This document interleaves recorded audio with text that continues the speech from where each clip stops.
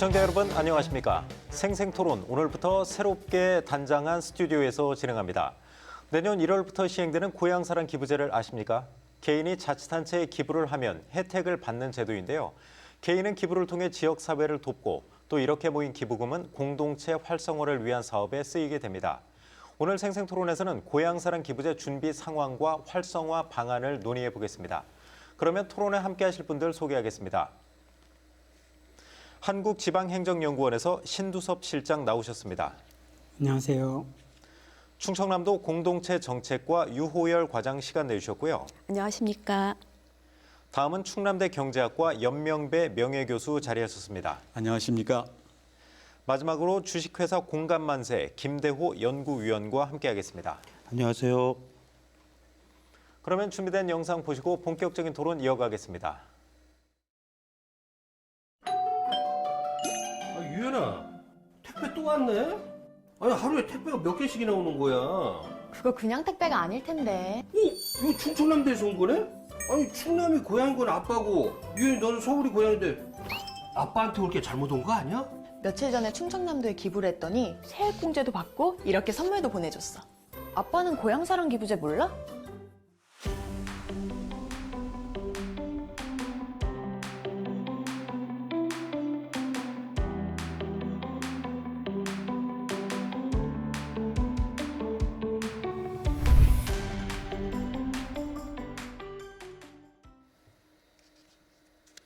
네, 아주 재밌는 홍보 영상인데요. 보시듯이 이제 그 고향사랑 기부제 시행이 코앞으로 다가왔습니다. 이제 바로 내년 1월 1일부터 시행을 하니까요. 그래서 이제 지역마다 이제 제도 홍보에 지금 아주 주력을 하고 있는데 고향사랑 기부제 아직도 잘 모르는 분들이 좀 있는 것 같습니다. 그 신두섭 실장님 어떻습니까? 어떤 제도인지 먼저 간단하게 좀 설명을 해주시죠.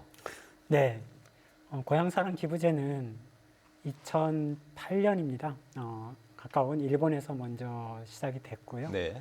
우리나라에서는 작년에 법이 마련돼서 내년부터 본격적으로 시행이 됩니다. 이 제도는 오랫동안 우여곡절 끝에 우리나라에서도 도입이 되는데요. 일반적인 기부와 조금 달라서 그 취지가 기부를 통해서 지역을 살리자라는 그런 의도가 강하고요. 또 기존에는 기부를 하면 세액공제 부분만 혜택이 있었는데 네. 지역 단위에서 또 지역의 특산물을 통해 가지고 답례품을 받는 그런 혜택을 받는 그러한 아주 기존의 제도랑은 또 좀 다른 그런 기부금이라고 생각을 하시면 될 것 같습니다.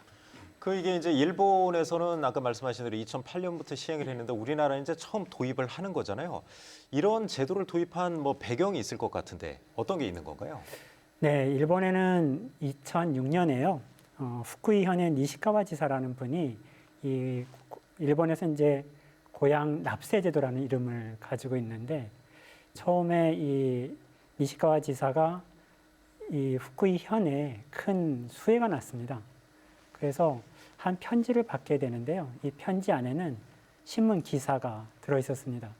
그래서 그 내용을 보면 이렇게 본인이 태어나서 자라고 이 지역에서 받은 은혜를 이렇게 수혜받은 지역에 조금이라도 보답할 수 있는 기회가 있으면 좋겠다라는 그런 편지를 받은 이후에 이 니시카와 지사가 그러면 지역을 살릴 수 있는 기회를 지역을 떠난 지역에서 다른 지역으로 떠난 그런 출향 인사들한테도 좀 기회를 주자라는 네. 측면에서 처음 이 제도가 도입되게 됐습니다. 아무튼 좀 출향 인사들이 이제 고향에 좀 기부를 함으로써 이제 좀 고향을 살리자 그런 취지로 이제 도입이 된 거네요. 네. 이런 취지에서 본다면 사실 충청남도가 좀 많이 해당이 될 것 같습니다. 이제 뭐 그 인구 감소나 그런 것들로 인해서 이제 어려움을 겪는 곳도 많고요, 충남에. 그 과장님이 이제 고향사랑 기부제 주무 과장님이시죠? 네, 준비를 그렇습니다. 좀 많이 하고 계신 것 같은데 어떻게 좀 준비는 잘 되고 있나요? 네, 우리 도에서는 2월부터 행정부지사님을 단장으로 도의 19개 부서와 그 전문가들로 구성한 충남 고향사랑 준비단을 구성했습니다. 충남 고향사랑 준비단에서는 제도 홍보와 답례품 개발, 그리고 조례 제정 등 행정 절차 이행에 만전을 기하고 있는데요. 그동안 제도 홍보를 위해서는 리플릿 등 홍보물을 배부하고 홍보 영상을 제작해서 유튜브에 게시도 했고, 그리고 계룡 세계 군문화 엑스포 등 주요 행사의 홍보 부스도 좀 운영을 했으며 지역 소주 라벨 광고라든가 그다음에 대도시 중심 5개 광고 등도 하고 있고요. 지금 현재 우리 충남의 고향사랑 기부제만의 브랜드를 개발 중에 있습니다. 네. 네, 그리고 12월 중에는 홍보대사도 위촉을 좀 할 계획입니다. 지금 저희가 이제 토론회 도입 부분에 그 간단한 홍보 영상을 봤잖아요. 그 네. 충남도에서 제작해서 이제 배포하신 거죠? 그렇습니다. 어떻게 조회수는 좀 많이 나오고 있나요? 지금 거의 그 8,000회 정도 하고 한 4개월 정도 됐는데 8,000회 네. 정도 되었습니다. 주변에서 보면 아직 이제 고향사랑 기부제에 대해서 잘 모르는 분들이 많은 것 같아요. 그래서 홍보 쪽에 좀 더 신경을 좀 쓰셔야 될 것 같습니다. 예, 그렇습니다. 그 연명배 교수님도 나오셨는데 교수님 사실 저하고 예전에도 이제 고향사랑 기부제 관련해서 취재도 하셨었고 국내에서 가장 먼저 이 고향사랑 기부제 연구하신 그 전문가로 알고 있는데 그 제도 도입되기까지도 사실 우여곡절이 좀 많지 않았습니까? 어떻습니까, 좀? 예, 우리 아까 우리 신주섭 실장님께서도 잠깐 말씀하셨지만 정말 우여곡절이 많았습니다. 이게 우리나라에서 이제 이 고향 사랑 기부제 원래는 고향세라는 그 용어로 시작이 됐는데 논의가 시작된 게 2007년이었는데 그때 이제 대선 후보로 나온 창조 한국당의 문국현 후보가 먼저 이제 대선 공약을 냈는데 어차피 이제 안 됐죠. 안 되고 나서 2010년도에 그 당시에 이제 이 한나라당에서 지방선거 공약으로 향토 발전세라는 이름으로 이것을 또 도입하려고 하다가 이 수도권과 기획재정부의 어떤 반대에 부딪혀 갖고 무산이 됐습니다. 그러고 나서 이제 한동안 논의가 많이 됐는데 결국 이 문재인 전 대통령의 그 공약 사항이 되면서 네. 급기야 이제 법제화가 되기 이르렀는데 2007년부터 올해까지 무려 15년의 세월이 흐른 셈이죠. 사람으로 치자면 상당한 난산 끝에 태어난 아기다 이런 생각을 하기 때문에 이 제도가 훨씬 더 잘 운영이 되기를 바라마지 않는 생각입니다. 그 김대우 연구위원님 어떻습니까? 이제 기부하시는 분들은 세액공제를 또 받을 수 있고 답례품도 또 받을 수 있고요. 네. 또 기부 받는 지자체 입장에서는 이제 세원이 좀 부족하잖아요. 이제 네, 재정도 그렇습니다. 열악하고 네, 그래서 네. 이걸 뭐 좋은데 쓸 수도 있을 것 같은데 네. 그 전문가들이 보시기에는 어떤 기대 효과가 좀 있을까요? 사실 그렇습니다. 우리나라의 지금 인구 소멸 현상이 상당히 심각한 수준이고요. 그렇죠. 그 행안부에서 발표한 자료에 따르면 89곳 정도가 인구 소멸 위기에 지금 처해 있습니다. 네. 인구가 소멸되면 제일 먼저 지방의 재정이 부족해지거든요. 그러면 사실상 계속 수도권 중심적으로만 발전할 수밖에 없고 그리고 각 열악한 세수를 가지고 있는 지역들은 계속 인프라가 낙후될 수밖에 없습니다.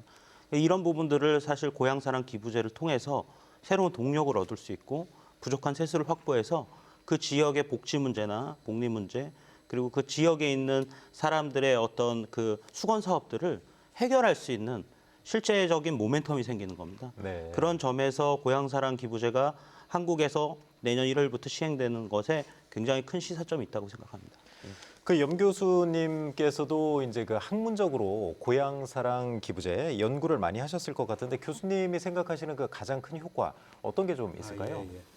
우선 이 법이 굉장히 독특한 법이라고 제가 말씀드릴 수 있습니다.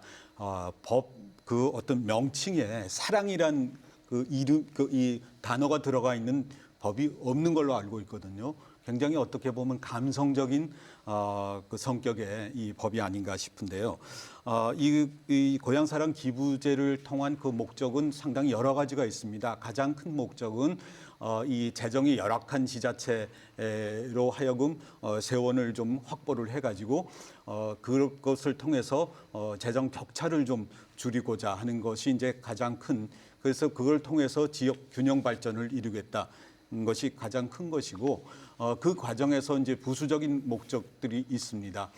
예를 들어 이 기금 사업을 한다든지 답례품을 제공한다든지 하는 과정에서 지역 경제를 활성화하고 지역 고용을 늘리고 생산을 늘리고 하는 이제 이 경제적인 측면의 부수 효과가 있고 조금 전에 이제 연구위원님 말씀하셨듯이 그거를 통해서 지방 소멸까지도 좀 이 방지할 수 있는 방법이 되지 않을까. 왜냐하면 사람들이 이제 들어와서 일을 하기 시작을 하면 수도권에 있던 사람들이 이 그 지역으로 오게 될 거니까 이런 것도 있고요. 또 마지막으로 이 지방 자치 제도를 실현할 수 있는 좋은 기회가 될 수 있다 이런 생각도 하고 있습니다. 네. 예, 그러니까 지자체하고 기부자들이 직접적인 어떤 연관성을 가지고 기부자들이 원하는 사업들을 지자체가 하면서 이 그 직접적인 어떤 관련성을 가지는 그런 좋은 효과도 있다 이런 생각을 하고 있습니다. 네. 그 신두섭 실장님 어떻습니까? 그 고향사랑 기부제 도입하면서 우리가 이제 참고로 했던 모델은 아무래도 이제 일본의 그 고향 납세 제도겠죠? 일본이 이제 좀 가장 먼저 네. 도입을 했고요. 그래서 이제 뭐 일본의 제도하고 우리나라의 제도 좀 비교하는 그런 부분도 많이 있는 것 같아요. 우리 제도와 그 차이는 그래도 많이 있죠. 어떻습니까? 어떤 차이점이 있는 건가요? 네, 방금 두 분께서도 이제 이번 제도의 이제 효과, 기대 효과에 대해서 말씀을 해주셨는데, 저는 이제 이 기대 효과 조금만 더 제가 부연 설명을 드리면, 네. 재정 확보 측면에서 상당히 큰 효과를 얻을 수 있는 게, 일본 같은 경우에는 대도시권에서 중소도시로의 이제 기부가 이루어지면서 수직적인 재정 형평화 효과가 있다고 봅니다. 네. 근데 이제 우리나라 같은 경우에는 세액 공제를 해줄 때 국가가 91%, 지자체가 9% 정도 합니다. 네. 그러다 보니까 재정 분권 효과가 상당히 클 거라고 기대를 하고 있고요. 또 이제 초기에는 아무래도 이제 답례품 발굴 측면에서는 대부분 이제 1차 소비 쪽에 포커스가 맞춰지기 때문에 근데 시간이 지나면서 일본 사례를 보더라도 보통 이 현장에 방문하거나 네. 아니면 현장에 방문해서 체류하거나 아니면 체험하는 형태로 답례품이 많이 발굴되면서 현장에 가서 2차, 3차의 소비를 하게 됩니다. 그래서 네. 일본에서도 최근에 이제 자료를 기반으로 해서 경제적인 효과를 분석을 한 거 보면 파급 효과를 한 28조 원 정도로 지금 추계를 하고 있습니다. 그래서 네. 이것은 실질적으로 기부를 모금한 것에 한 3배 가까운 기대 효과를 예측을 하고 있어서 같은 형태로 우리가 기부금을 모금하게 되면 지자체의 재원 확보뿐만 아니라 지역 경제 활성화에도 큰 효과가 있겠다라는 그런 생각을 하고 있고요. 금방 말씀해 주셨던 일본의 고향 납세 제도의 가장 큰 시사점이라고 하는 것은 우리나라에서 최근에 이제 많이 기대를 하고 있는 게 관계 인구 형성 부분인데요. 네. 실질적으로 일본에서 가장 많은 기부금을 모은 지역이 북해도 제일 북단에 있는 몬베츠시라는 곳이 있습니다. 네. 작년에 152억 엔 정도, 우리나라 돈은 한 1,500억. 아, 엄청나네요. 네. 금액이. 이 지역이 인구 규모가 한 2만 명 정도 아, 대단한 됩니다. 거네요. 그럼 인구 네, 규모에 비해서. 우리나라의 작은 군 단위밖에 안 되는데 일본에서 가장 많은 모금액을 기부를 모금한 그런 지역으로 지금 알려져 있습니다. 그래서 이쪽에 이제 그 재정 현황을 보면 실질적으로 이제 기부금을 모으기 이전에 자체 재원을 보면 한 32% 정도였는데요.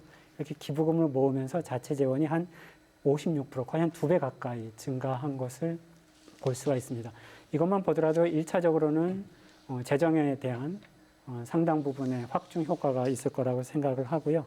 방금 전에 말씀드렸던 이제 관계인구 형성 부분인데요. 네. 이 몬베츠시의 홈페이지를 보면 한 사례가 올라와 있습니다. 이 사례를 보면 요시카와라는 음악가가 이 홈페이지에 게시를 해놓은 내용인데요. 이분은 2006년도에 이 몬베츠시를 처음 방문을 하게 되는데 물론 이제 공연을 위해서 방문을 했습니다. 몬베츠시는 이제 최북단에 있다 보니까 빙하를 관광할 수 있는 빙하 투어 코스가 있습니다. 네. 일본 사람들한테 각광을 받는 그런 관광 상품인데요. 근데 최근에 이제 환경, 특히 이제 온난화로 인해서 이 빙하를 볼 수 있는 그러한 기간이 점점 짧아지는 것을 안타까워하면서 이 지역에 지속적으로 환경 보호와 관련된 기부를 하게 됩니다. 이런 사연이 점점 이 홈페이지를 통해서 알려지게 됐고요. 여기서 이제 포인트는 한 번 기부를 하는 것이 아니라 지속적으로 기부를 하는 것이 중요하거든요. 네, 그리고 그래서 그 지역에 관심을 갖는 것도 아주 중요합니다. 네, 그러니까 이제 지역의 좀 특색을 살리면서 지속적인 이제 기부를 유도했다. 그게 이제 우리가 좀 참고할 만하겠네요. 네. 그리고 이제 이분이 이 지역에 관심을 갖게 되면서 전국에 콘서트를 하면서 자연적으로 홍보를 하게 됩니다. 네, 그러면서 몸매치치를 홍보하게 되고 본인 스스로도 지속적으로 관심을 갖고 기부를 하게 되는, 이게 결국은 장래의 미래를 보면 상당 부분의 관계 인구의 초기 그 인연을 맺게 되는 그런 중요한 계기가 되지 않았나 이런 생각을 합니다. 네, 알겠습니다. 네. 그 김대호 연구위원님도 이제 일본 사례 많이 보셨을 텐데 우리가 좀 참고할 만한 점이 있다면 어떤 게 있을까요? 차이점이나 참고할 만한 점. 그러니까 이제 일본도 마찬가지고 우리나라도 마찬가지일 텐데요. 그러니까 정주 인구가 주는 현상을 그 지역에서 근원적으로 막기가 사실 좀 어렵습니다. 그래서 이 고향 납세 제도를 통해서 일본 같은 경우에는 말씀하셨듯이 관계 인구를 형성을 해서 그 관계 인구들이 각 지역에 와서 체류 시간을 늘리고 그들이 여러 가지 활동에 그 지역에 참여함으로써 그 지역의 경제 활성화를 이뤘거든요. 그러니까 우리가 이런 모델들을 사실은 좀 잘 따라갈 필요가 있다라는 생각을 하고요. 특히나 중요한 점은 일본은 민간이 활발하게 고향사랑 기부제에 참여하고 있다는 겁니다.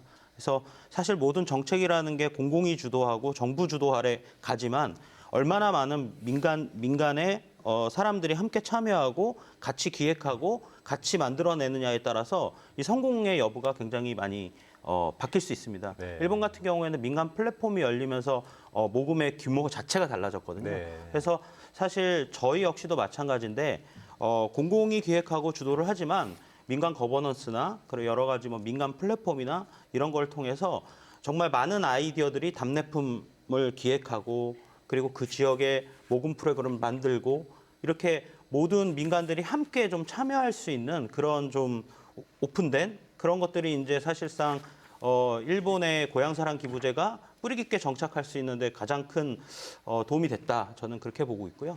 우리나라 역시도 그런 부분들을 좀 더 잘 좀 벤치마킹해서 잘 따라갔으면 좋겠다라는 생각을 하고 있습니다. 알겠습니다. 그러니까 이제 정부나 자치단체 같은 이제 추진 주체들이 이제 우리보다 앞서서 시행했던 일본 사례를 좀 연구를 하면 네네. 그쪽에 이제 어떤 성공 또 케이스가 있는지 또 어떤 점에서 좀 오류가 있었는지 그런 부분을 충분히 좀 연구하면 우리는 시행착오를 줄일 수가 있겠네요. 네네 맞습니다. 네. 예.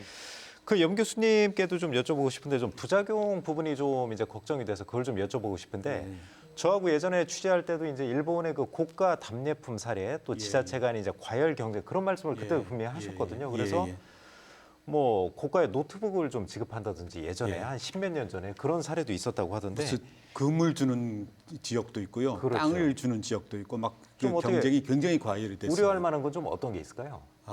근데 하여튼 지금 저는 이제 답례품에 대해서는요, 예를 들어 그 양면의 칼, 야누스의 두 얼굴이라고 생각합니다. 사실은 지금 일본의 고향 납세제가 폭발적으로 증가하게 된 가장 중요한 요인 중에 하나가 바로 답례품 제도의 네. 제공이었습니다.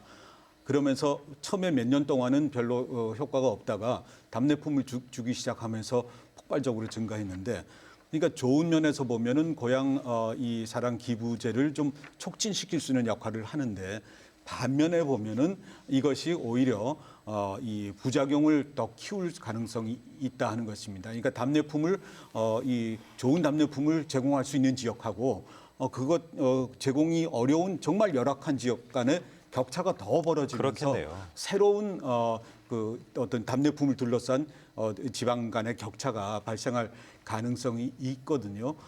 그래서 우리나라에서도 이제 곧 답례품 제도를 지금 도입을 할 예정인데 여기에 대해서 매우 조심을 하면서 그냥 무작정 경쟁을 시키는 그런 게 아니라 원칙적으로 이 제도의 원래 취지가 고향을 사랑하고 이 열악한 농어촌을 좀 지원하자는 그런 이 따뜻한 감정의 그 생각이었는데, 이것이 물건을 사고 팔고 뭐 이런 것으로 전락을 하지 않도록 우리가 면밀하게 좀 조심을 하는 것이 필요하다 그렇게 생각을 합니다. 알겠습니다.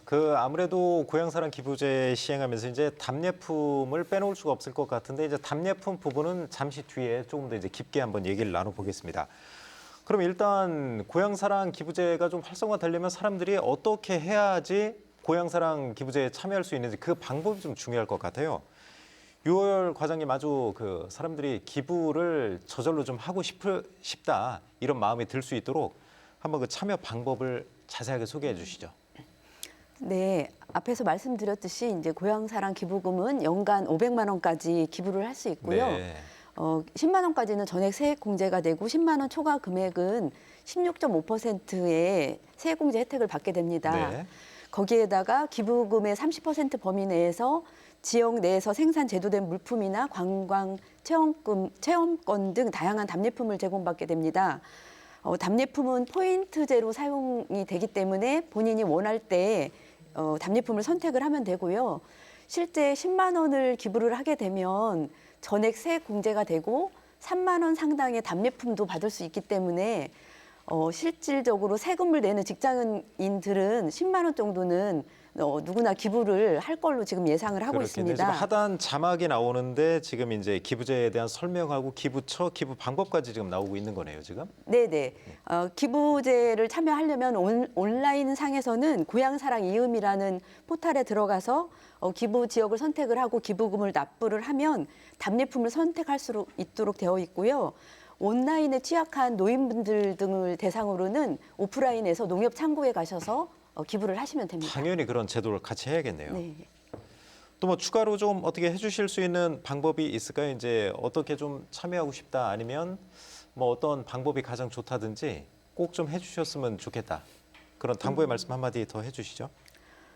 네, 지금 이 기부제는 지역에 주소를 두고 있는 분은 하실 수 없기 때문에 그 외지에 나가 있는 자제분들에게 이 제도를 홍보를 해서 타지에 나가신 분들이 기부에 많이 참여할 수 있도록 좀 안내를 해주시면 감사하겠습니다. 그러면 한 가지 기부 방법에 대해서 혼동되는 부분이 좀 있을 것 같아요. 만약에 이제 과장님이 충남 홍성군에 지금 주소를 두고 살고 계신다면 어떤 식으로 좀 할 수 있는 건가요?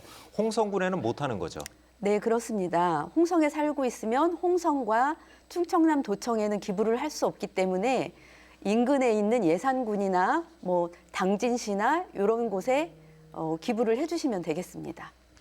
알겠습니다. 그러면 뭐 답례품 부분을 좀 이제 말씀을 나눴으면 좋겠는데 사실 답례품이 거의 핵심일 것 같아요. 사람들이 이제 뭐 기부를 하면서 세액공제도 받지만 답례품도 거부할 수 없는 유혹이란 말이에요. 그렇습니다. 그 충청남도 같은 경우 이제 그래서 특색 있는 답례품 선정에 좀 공을 들이셨을 것 같은데 지금 답례품 선정은 마무리가 됐나요? 네, 지금 선정은 이미 되어 있습니다. 소개를 좀 간략하게 해주시죠. 어떤 걸 좀 하셨나요? 네, 그동안 이제 답례품 개발 및 마케팅 전략 연구 용역을 통해서 답례품 여러 가지를 준비를 해놨습니다. 예를 들면 특산물 결합형이라든가 공예품, 공산품, 관광 체험형, 명예 추구형, 지역 문제 해결형, 뭐 기획형 등 여러 가지 개발을 했는데요. 우선은 행정안전부의 이제 권고에 따라서 시행 초기인 내년 1월에는 어떤 무형의 답례품보다는 농축 수산물 위주의 현물로 현재 10개 품목의 20개 업체를 공급 업체를 선정이 되었고요. 네. 주요 품목으로는 육종 마늘, 감태, 머드 제품, 간장게장, 한우 세트, 홍삼 농축액, 수삼, 전통주 과실주, 젓갈류 꾸러미, 쌀꾸러미가 선정이 되어 있습니다. 그러니까 지역별로 이제 특산품을 좀 선정해서 이제 지역도 좀 알리고 또 지역 농산물 이제 소비도 좀 촉진시키고 그런 점을 좀 감안을 하신 것 같아요. 네, 그렇습니다. 근데 아까도 이제 신두섭 실장님이 앞에도 이제 얼핏 말씀하셨지만 일본 같은 경우도 이제 처음에 도입할 때는 이런 이제 1차 소비류, 1차 소비재 위주로 했었는데 나중에 이제 좀 바뀌었다고 했잖아요. 어떤 식으로 좀 가는 게 바람직하다고 보세요? 답례품 이런 형식은?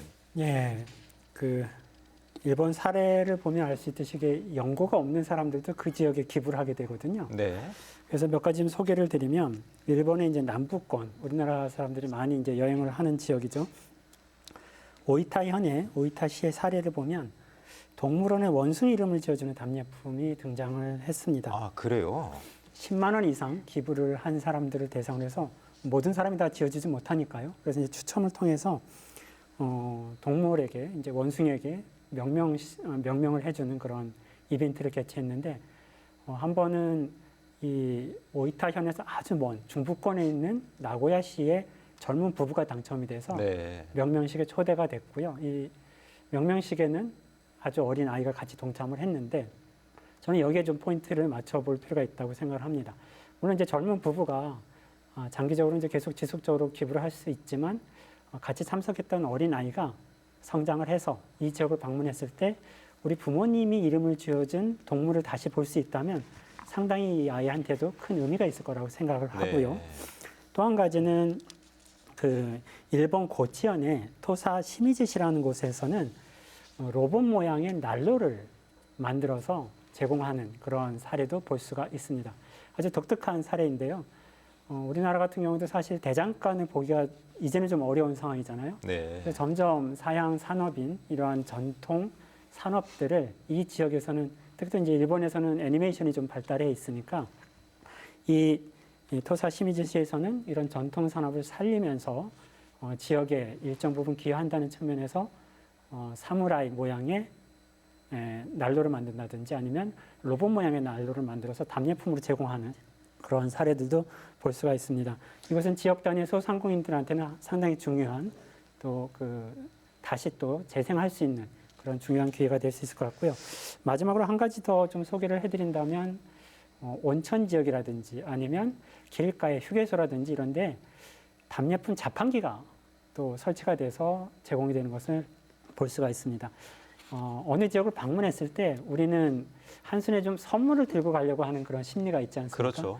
그래서 현장에서 바로 자판기를 통해서 간단한 그런 답례품을 받아서 갈 수 있는 역시 이제 현대적인 문물을 또 잘 활용한 사례라고 생각을 합니다. 알겠습니다. 네. 그 김대호 연구위원님, 지금 신 실장님께서도 이제 자세하게 좀 설명을 해주셨는데 아무튼 요점은 그냥 단순히 이제 주고 끝나는 그런 답례품이 아니고 그 기부자가 그 지역과 이제 꾸준하게 좀 인연을 맺을 수 있는 그런 체험형 프로그램이라든가 아니면 답례품도 좀 차별화, 그걸 좀 반드시 이루어야 된다 그런 말씀을 하신 것 같은데 아까도 좀 답례품에 대해서 말씀하셨었죠. 어떤 방향으로 좀 가야지 바람직하다고 보시나요? 저는 일단은 첫 번째로는 답례품이 공산품이나 농축산물 같은 경우에는 지역적으로 차별화를 이루기가 어렵습니다. 네.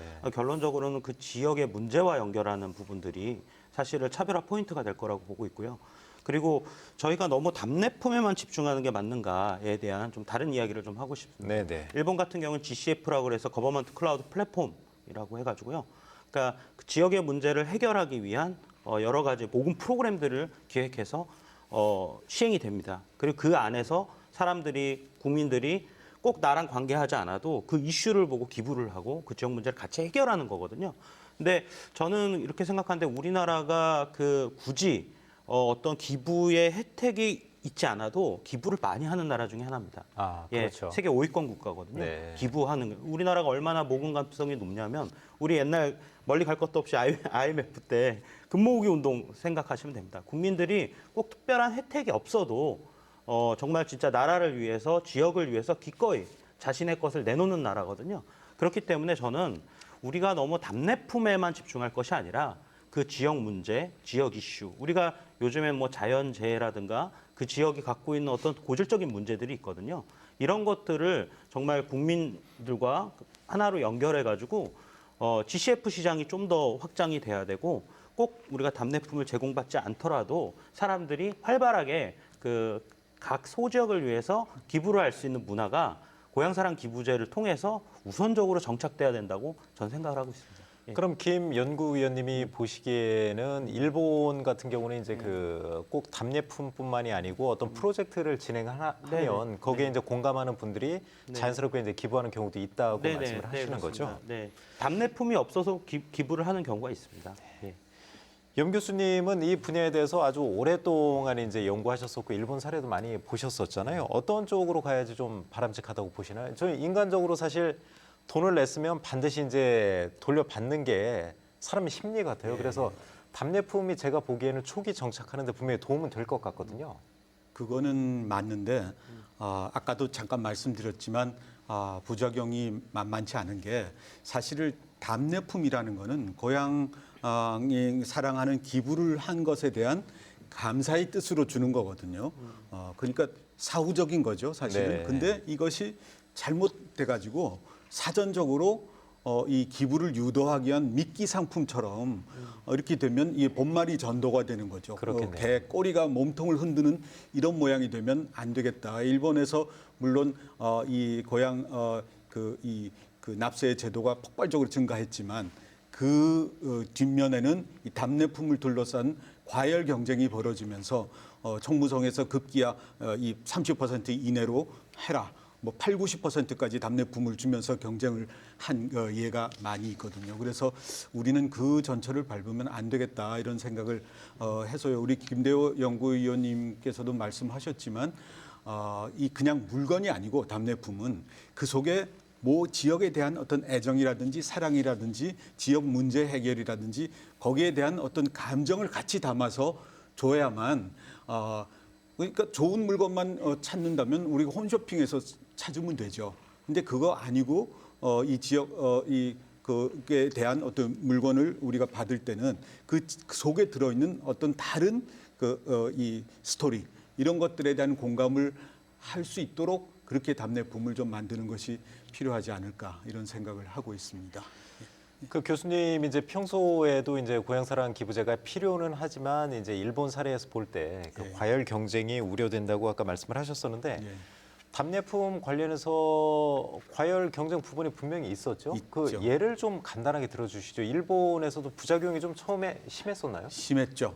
뭐 8, 90% 정도까지 이 답례품을 주는 지역이 생겼는데 왜냐하면 이제 유치를 하려고 그러면 받은 거의 8, 90%를 다시 답례품으로 돌려주면 지역에는 별로 도움이 안 없죠. 되잖아요. 그러니까 그게 문제입니다. 사실은 많이 그러니까 예를 들어 1,000원을 받는다 했을 때 800원을 예를 들어 답례품으로 주게 되면 지역에는 200원밖에 안 떨어지죠. 근데 기부하는 사람 입장에서는 1,000원어치의 사업을 좀 해주기를 바라면서 기부를 했는데 실제는 그 지역에서 할 수 있는 거는 200원밖에 안 되니까 네. 그러니까 앞으로 남고 뒤로 미치는 이런 장사가 아닐까 이런 생각이 좀 들어요. 그러면서 이 답례품을 좀 양질의 답례품을 줄 수 있는 지역은 훨씬 더 많이 유치를 하게 되고 그렇지 않은 지역은 더 열악해지는 그런 결과가 생기면서 일본의 경우는 급기야 답례품 경쟁이 과열이 되면서 이 적자, 그러니까 그 부분에 적자가 발생하는 네. 그 지역도 발생하게 됐습니다. 이건 이 제도의 근본 목적에 완전히 위배되는 그런 상황이라고 생각을 합니다.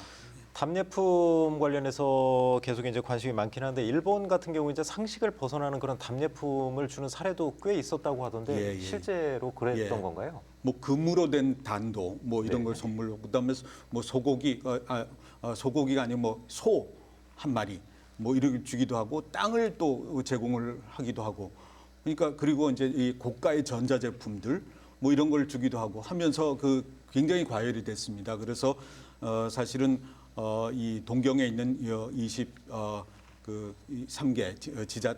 그 자치구들이 막 아우성을 했죠. 도저히 안 되겠다. 그래서 이제 총무대신한테 요청을 했습니다. 이게 좀 컨트롤 해달라. 그래서 이제 2019년에 총무대신이 너무 이게 답례품을 과열하면 안 되겠다 싶어서 이제 30% 선으로 지금 묶어두는 그런 조치까지 취하게 됐는데 사람이 어떤 그 욕심이 막 생기게 되면 컨트롤이 안 되잖아요. 그러니까 우리는 처음부터 시작할 때 너무 그런 이 본능적인 견물 생심의 그런 거를 좀 지양을 하면서 정말로 고향을 사랑하고 지역을 지원하는 그런 정신이 좀 들어갈 수 있는 그런 제도를 좀 만들었으면 하는 게 제 바람입니다. 알겠습니다. 그 유호열 과장님은 어떻습니까? 이제 충남 같은 경우 이제 인구 소멸 위기에 처한 지역도 많고 사실 인구 4만 이하의 그런 지역도 많고 사실 좀 재정이 어려운 곳이 많잖아요. 그래서 고향사랑 기부제를 최대한 좀 활용하려고 하고 처음에 이제 많이 유치하려고 과열 경쟁 우려가 분명히 나올 거란 말이에요. 그런 부분에 대해서 어떻게 대책이나 그런 게 좀 있나요? 네, 지금 말씀하신 바와 같이 그 전국 243개 지자체의 기부 실적을 다음 연도에 공개하게 되어 있기 때문에 과열 경쟁은 불가피하게 될 것 같은데요. 저희가 바라는 거는 행정 차원에서 그런 과열 경쟁을 줄이기 위해서는 기부 실적을 정부 합동평가 지표로 한다던가 아니면 지자체장의 실적으로 내세우지 않도록 중앙정부 차원에서 좀 조치가 필요할 것 같습니다. 저는 거기 덧붙여서 네, 교수님. 예. 지자체들도 노력을 해야 되는 게 사실은 비슷비슷한 물건을 가지고 하면은 경쟁이 불가피하죠. 그러니까 가급적 우리 지역만 제공할 수 있는 게 뭔지, 차별적으로 다른 지역이 따라올 수 없는 게 뭔지 이런 것들을 잘 고려를 해가지고 한번 이제 제공이 되면은 지속적으로 할 수 있는 그런 답례품이라든지 사업을 좀 만들어내는 노력을 하는 게 필요하다 이런 생각을 하고 있습니다. 그러니까 처음부터 피하는 거죠, 경쟁을. 예. 유월 과장님, 그런 부분 다 감안해서 지금 답례품 선정하고 또 제도 준비하고 계신 거죠? 네, 그렇습니다. 저희도 최대한 경쟁력 있는 그 답례품을 개발하고는 있는데 제가 실제 운영을 해다 보니까 그 지역에서 특히 농축수산물 관계자께서 우리 상품을 답례품으로 지정해달라는 요청이 쇄도하고 있습니다. 네. 그래서 경쟁력이나 차별화도 중요하지만 일단은 농축수산물 위주의 답례품 구성을 안 할 수가 없는 그런 상황이라는 말씀 드리겠습니다. 네. 과장님, 아무튼 이제 내년 1월 1일부터 시행이 되는 거잖아요. 그래서 이제 고향사랑 기부제 통해서 그런 기부금이 이제 들어올 텐데 구체적으로 어떤 분야에 좀 쓰이게 되는 건가요, 그럼? 네, 고향사랑 기부제 준비에서 가장 중요한 게 사실은 이 기부금을 어떻게 활용하는지가 가장 중요한 것 같습니다. 고향사랑 기부금은 국민들께서 예를 들면 이제 충남을 사랑하는 마음과 충남이 발전하기를 바라는 마음에서 기부를 해주시는 거기 때문에 충남 발전과 도민을 위해서 아주 특별한 곳에 활용하는 것이 맞다고 생각을 합니다. 그런데 법률에서 포괄적으로 어떤 분야에 사용해야 되는지가 나와 있지만 네. 그래도 도민들이나 국민들께서 가장 필요한 것이 무엇인지를 알기 위해서는 우리 도에서는 도민의 설문조사를 통해서 어떤 사업이 필요한지를 리스트를 만들고 실질적으로는 고향사랑 기부금 운용심의회에서 최종 결정하는 방안을 모색하고 있습니다. 아마 이제 어느 정도 구상은 하셨을 것 같은데 예를 들어서 대표적인 사업 몇 가지만 알려주시죠. 이제 기부금이 들어온다고 하면 1차적으로 어떤 분야에 좀 쓰이게 되는 건가요? 네, 네. 그거는 이제 심의회에서 결정할 사항이지만 저희는 우선 생각하는 거는 그 아동 지원 사업이라던가 아니면 상간 오지 마을에 이제 고령자 무료 이동 서비스라던가 네. 또 환경 오염 개선 사업, 탄소 중립 실천이라던가 뭐 유기견 보호 사업 이런 것들도 지금 고려를 하고 있습니다. 들어보면 아무튼 이제 인구가 계속 줄고 있기 때문에 좀 아이 낳기 좋은 환경도 좀 조성을 하고 또 이제 시골에 계신 어르신들이 좀 더 이제 좋은 환경에서 살도록 하면서 이제 고향이 좀 좋아지도록 하는 그런 쪽에 많이 쓰인다 이 말씀이시네요. 네, 그렇습니다. 그 신두섭 실장님이 보시기에는 그 기부금 어떤 쪽으로 좀 활용하는 게 바람직하다고 보시나요? 예, 일부 설문조사를 보면요. 건강, 의료, 복지 쪽 여기 한 69% 거의 70%에 가깝게 선호를 하고 있는 것 같습니다. 수요자들이 그런 쪽에 써줬으면 좋겠다 이렇게 얘기했다는 거죠. 실질적으로 이제 설문조사를 해보면요. 그리고 또 법률제 11조에도 4가지 영역으로 나눠서 쓸 수 있게끔 용처를 정해두고 있는데요. 사회적 취약계층의 지원이나 청소년의 육성과 보호, 또 문화예술 복원의 증진, 그리고 지역 공동체 활성화 지원. 그리고 맨 마지막에 좀 오픈해둔 상태인데요. 주민의 복리 증진에 필요한 사업으로서 쓸 수 있게 되어 있습니다. 그래서 실질적으로 이제 기부 금액의 한 100분의 15 정도는 비용으로 충당을 하고 네. 나머지 부분을 지자체에서 쓸 수 있게 되어 있는데요. 저는 이게 자율적인 재원이긴 하나 사실 지역 단위에서 최근에 이제 89개의 인구 감소 지역이 지정되어 있습니다. 그렇죠. 이게 이제 10년 동안 1년에 1조씩 해서 10조 원의 재원이 또 이 지역으로 내려가게 돼 있거든요. 그래서 가능하면 이 제도 취지가 지역을 살리기 위한 그런 제도이니만큼 기존의 이런 재원과 같이 좀 연계해서 쓸 필요가 있겠다라는 생각을 하고 있고요. 또 하나 이제 일본 사례 같은 경우는 저희가 지난 11월에 북해를 좀 다녀왔는데 시라누카조라는 지역에서는 기부금을 통해서 우리 충남도 마찬가지입니다만 이제 육아나 마을 만들기 이쪽으로 해서 전폭적으로 지원을 하고 있고요. 출산 시에 축하금을 전달하거나 상품권을 주거나 특히 이제 이 초중등 학생들이 진학을 할 경우에는 상품권도 주고 또 보육료, 초등학교 급식비, 18세까지의 의료비 이런 것들을 지원을 하고 있는 걸 알 수 있고요. 특히 또 이 지역에 이주한 경우에는 100평 정도의 토지가 또 무료로 제공이 그래요? 되고 있습니다. 그래서 이런 지원책을 통해 가지고 최근 4년 동안에 중학생 이하 어린이를 98명을 포함해서 199명의 62세대가 이주한 것으로 알 수 있습니다. 아무튼 실질적으로 이렇게 예. 효과를 보고 있다는 이런 거죠. 제도를 통해서 인구 유입 효과는 분명히 보고 있는 거예요. 네. 그 연명배 교수님은 어떤 그 기부금 사용처 어떤 방안이 예, 예. 좀 좋다고 보시나요? 전 아까 유월 과장님께서 말씀하셨지만 사실은 법적으로 지금 사용 용처가 지금 정해져 있어요. 그렇겠죠. 몇 군데가. 예, 사회복지라든지. 그런데 예를 들어서 충남의 예를 들면 이게 기부자가 뭐 그런 용도로 좀 기부를 하고 싶은데 그 돈을 서청군으로 할 것이냐 당진시로 할 것이냐를 결정함에 있어서는 우리 지역에 오면 이런 특별한 어떤 그 사업을 할 것입니다 하는 게 이 어떤 감동적인 그러니까 똑같은 사업을 뭐 이 지역 저 지역 한다면 사실은 기부자 입장에서는 굳이 이 지역으로 할 이유가 없잖아요. 네. 그러니까 이 더 심금을 울리는 그런 사업이 있어야 됩니다. 이 지역을 꼭 기부를 해야만 이 우리나라 지역 발전을 위해서 도움이 될 것이다 하는 거를 좀 고민을 해야 될 필요가 있지 않겠나. 그러니까 이제 제가 보기에는 이 기부자의 이 기부를 유도하는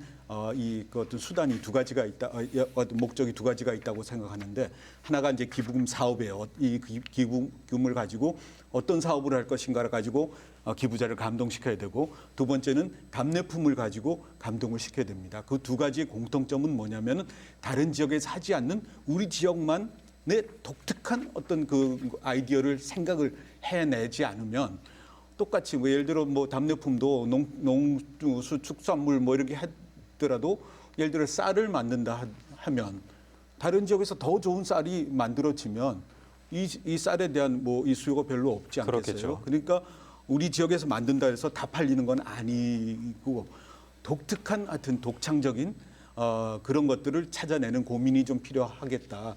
그거를 위해서 제가 보기에는 그 지역에서 고민을 해야 됩니다. 혹시나 지금 자신이 없다 그래가지고 다른 외부 컨설팅 회사를 뭐 의뢰를 한다든지 그러면 절대로 그게 남지 않습니다. 그 지역에. 네. 아무리 어려워도 이 지역에 그러니까 나를 내가 제일 잘 알죠. 그러니까 내가 가진 게 뭐고 가지지 않은 게 뭐고 이걸부터 파악을 해가지고 가진 걸 가지고 어떻게 하면 좋을 것인가를 그 지역 자체의 고민과 노력으로 해결을 해야지 그걸 쉽게 그냥 외부에다가 맡기게 되면 전혀 그 축적이 되지 않고 외부 기관이야 뭐 여기 가서 이 얘기하고 저기 가서 똑같은 얘기를 할 수가 있겠죠. 그러니까 전혀 그 지역 특색을 살릴 수 있는 방법이 없지 않겠나. 그러니까 그 지역에서 더 고민을 많이 해야만 가능하다 하는 생각을 하고 있습니다. 교수님 말씀은 아무튼 그 지역의 특성을 반드시 살려야 되고 또 다른 지역과 이제 차별화되는 뭔가 자신만의 독특한 콘텐츠가 있어야 된다. 그 말씀을 강조하신 것 같고요. 그 김대호 위원님도 이제 그 제도 활성화 방안도 좋고요. 아니면 기부금 어떤 식으로 좀 사용하면 좋은지 그 두 가지에 대해서 한번 말씀을 해주시죠. 저는 이제 방금 이제 영 교수님께서 중요한 말씀을 하셔가지고 거기에 좀 보태고 싶은데요. 뭐냐면 이제 사실은 이제 이렇게 각 지역들이 뭐 내놓는 답례품이나 그리고 이제 어떤 기부 프로그램이 정말 똑같을 수가 있습니다. 천편일률적일 수도 있고.